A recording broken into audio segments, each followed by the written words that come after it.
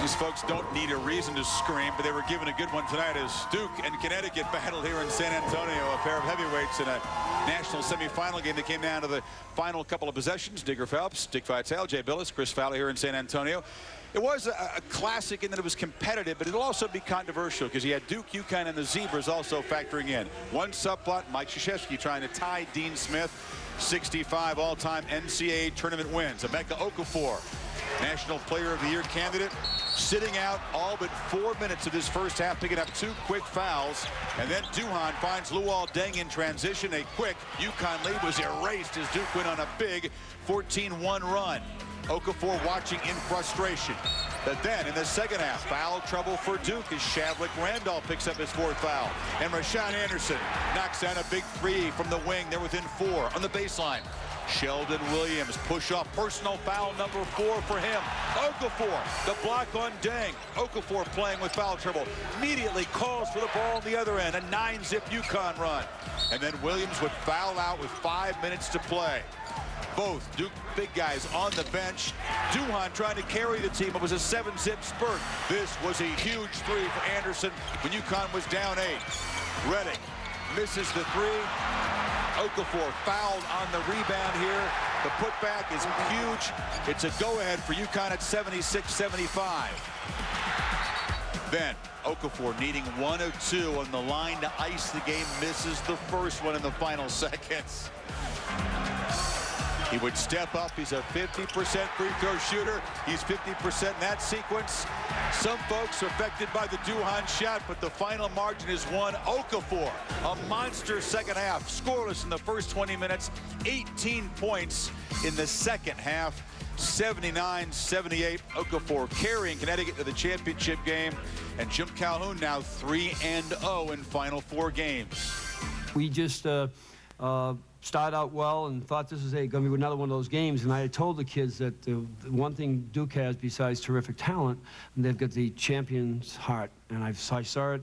I thought they were going to lose 3 times against Xavier, and they wouldn't lose. It's a very difficult game to lose, but I'll tell you what, if I'm going to lose it, I'd lose it with these kids. You know, you win and you lose together, and there's a bond that's developed in both victory and defeat. It's easy to look up the clock and, you know, see yourself down by 8 with like, you know, next to nothing on the clock seemingly, and just give up. You know, it's hard to believe that you can do it, and you know, put the effort to actually make it happen. I'll go to Mass twice tomorrow because of that kind of game, you know. Because I did look at the scoreboard too, like Emeka, by the way. I'll remember the comeback. Tell you the truth, you know. I just know we just all just believe. The next thing you know, damn.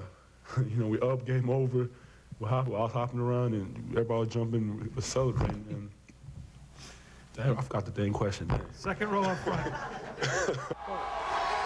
Well, Georgia Tech brought the fewest fans here to San Antonio, but the bandwagon just might be growing here. They win another classic game to earn a spot in Monday's national championship game.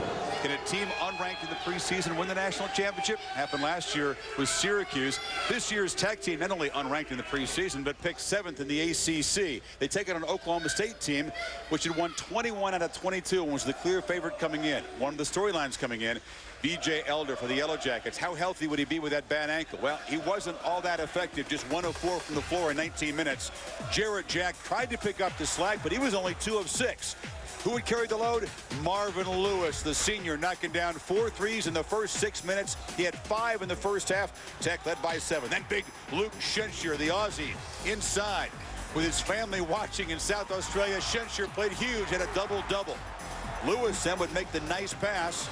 Tech led by 12. Tony Allen, Big 12 Player of the Year, couldn't get the offense going. He was in foul trouble, but he feeds Joey Graham to carry the team. Cowboys still down 8. John Lucas, a spark out of nowhere, knocks down the 3. It's a 4-point game.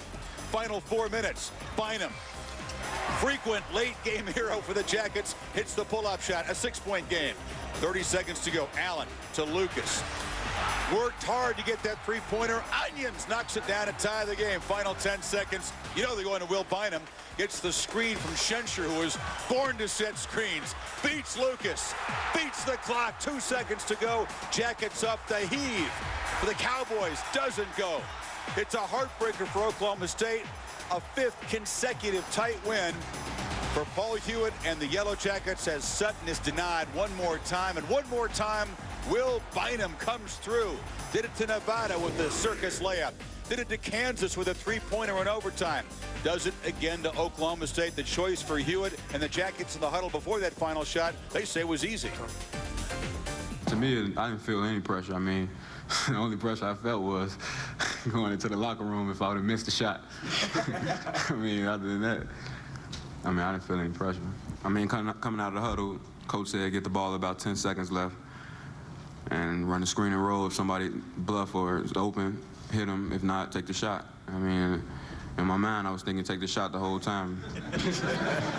Because of his heart, his competitiveness, we felt that was the best option. And even the kids in the huddle, we talked about what we should run. I asked him, what do you want to run? I think Marvin's the one that spoke up and said, let's give it to Will. Let's run the ball screen to top and, you know, just live with his decision.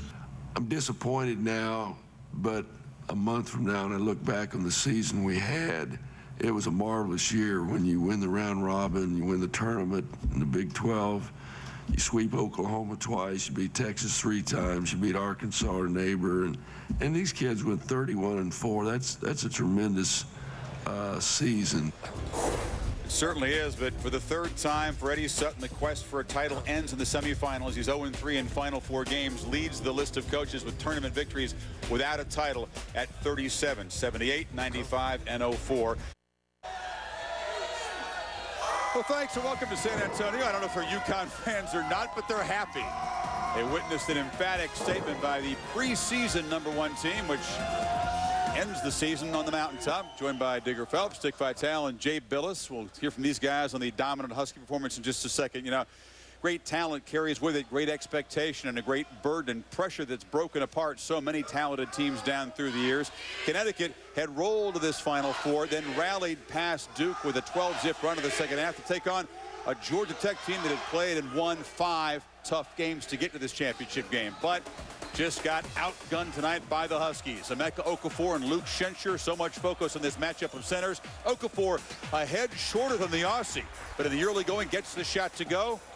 Schenscher, difficulty against the athletic guy, misses the shot in the early going. Oh, he was a dominator right out of the gate. He totally dominated. Ben Gordon also helped with the trifecta.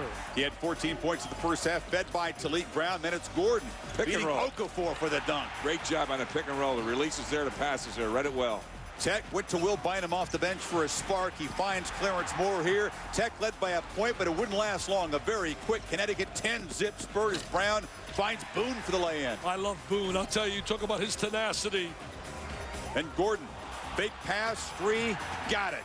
Paul Hewitt frustrated with the officials and his team, but it was just too much UConn in a spurt that built a significant first-half lead. Gordon, catch and shoot. They do that so well. Marvin Lewis will turn it over. Talik Brown, watch the push here. And one in the lane. Spectacular. He played a great game. Talik Brown. The lead was a dozen here. The strength you talked about, Jay. He is just so strong in getting to the basket. Not a great shooter, but he can put the ball on the floor. And when you got it inside to Okafor, he finished plays. Okafor was dominant not only offensively, but defensively as well. The lead built to 14, then Bynum cuts into it. They're down 10 at that point. And then at the end of the half here, Okafor, the great outlet off the missed free throw to a shot. Anderson, it's a long 2. The lead is 15 at the break. They kept them in with 2 fouls. Got that play, made it happen. Great outlet. Would Tech make a push first part of the second half? No. Gordon curls in, hits the hanging jumper. Then Talik Brown to Anderson to lay in. The lead is big as 25 eventually. First 4 minutes were really so dominant. Connecticut just put it away. It was over, done, and finished. I'll tell you, I love Boone. He was just sensational. Boone finishing in the nice feed from Okafor, then Denham Brown to Okafor. That might have been goaltending, but we're going to cut him some slack right here. The most outstanding player is Okafor. Jim Calhoun's 2nd national championship in his 2nd Final Four. All that in the last 6 years. Okafor, after a horrific foul-plagued first 20 minutes against Duke, has 60 magical minutes to earn most outstanding player honors as Georgia Tech held under 40% shooting as a team. For Gordon and company, expectations and destiny fulfilled. Just made history. you know, after we're long dead and gone, you know, we're still gonna have this national championship banner. You know, we just kind of immortalize ourselves. You know, that's what it really means to me. You know, we accomplished something great. You know, that's very hard to accomplish out of 300-odd teams, and you know, it's just one of the best feelings I've ever had in my life. I don't think it's hit me yet. You know, I'm kind of all right. You know, let's practice tomorrow. You know, it hasn't quite sunk in that, you know, the season's over, that we've done what we wanted to do, and you know, I'm in awe still. We lead the country in field goal percentage defense, and we lead the country in block shots. So there's probably a reason. It wasn't the air conditioning blowing the balls down one end. It was a guy named Gordon, a guy named Okafor, who they probably wanted to avoid as much as they possibly could. And they're a great basketball team. They really are. I mean, they're one of the quickest, most competitive teams you're ever going to play against. But trust me, it wasn't one of those nights. It was the kids at UConn who played great defense. And I would say that emphatically because I'm so proud of my kids. You've got to give UConn credit. I'm not going to sit here and say that they didn't have anything to do with our shooting effort tonight. They had a lot to do with it. But the free throws, it just happens. You know, sometimes it happens. Last year, I think Kansas was 10 for 30, or I don't know what their number was. Last time we played UConn, they were 10 for 30 from the free throw line. It just happens like that some nights. Well, it's the 5th time in 6 NCAA tournament games UConn really had the thing won at halftime. Tech was down 15, shooting just 29%. Free throws were a problem. They actually missed 3 front ends of 1-on-1s that could have provided much needed points in the 6 turnovers. But you get the feeling it really didn't matter. You could throw numbers up there all night long. Dick, they had number 50 on Connecticut's side, and it was a difference. You're right, Chris. No doubt about it. Number 50 was such a dominant force. He really set the tone defensively as well. You couldn't get anything on the interior. And when they were missing shots early, Georgia Tech, it was struggle city. And then he scored on the inside as well. It was an M&M or a mismatch. Shenser has certainly improved, but he's not in the league yet. Certainly with Mr. Okafor. Not many are. He was just a phenomenal player right from the start. Second half, he dominated, especially early in the second half. He affected shots. He changed shots. He was just such a force, Jay, and he proved tonight why he's America's premier player. I agree with that. I thought he was the player of the year all year long, and Georgia Tech did a whole lot of things to try to neutralize Emeka Okafor. They tried to post their guards. They tried a lot of side pick and rolls to take Okafor away from the basket, but none of it worked. With Okafor in the game and dominating inside, changing shots and blocking shots, that allows everybody else to push out defensively. And a guy who really pushed out defensively was Talik Brown, who just took Jarrett Jack completely out of the ballgame. I thought Talik Brown was as big a factor with his defense, getting them going in transition, as Emeka Okafor was. When you look at the whole concept of having Okafor on the floor, he just intimidates you. And Georgia Tech just rushed their shots. They tried to go inside where they didn't have it. They had the turnovers. 12 points for UConn off 6 turnovers in that first half. You take a look at Marvin Lewis. 15 points on 5 threes against Oklahoma State. First half, nothing. And nothing was there. Luke Shenser did his job. He was 7-7 in the first half, 7.7 rebounds. He was 7-7 in the first half against Oklahoma State in that win. But the fact was, no other support came together. And when you miss your free throws, like 4 for 11, shoot 36%, and don't make the threes when you need them. They had no perimeter game, and yet Okafor did the job inside to dominate and intimidate. He triumphs in his home state. He's a Houston native, and he joins a very exclusive club of most outstanding players in the Final Four since '79. Have had 40 points and 20 rebounds plus. That's a pretty good crowd there. Akeem, Corliss Williamson, Ed O'Bannon, Carmelo Anthony, of course, last year in his freshman season, and now Emeka Okafor has played his final game for Connecticut. He is headed to the NBA along with Gordon, but not before a precious piece of string is cut down here in San Antonio. Much more coming up.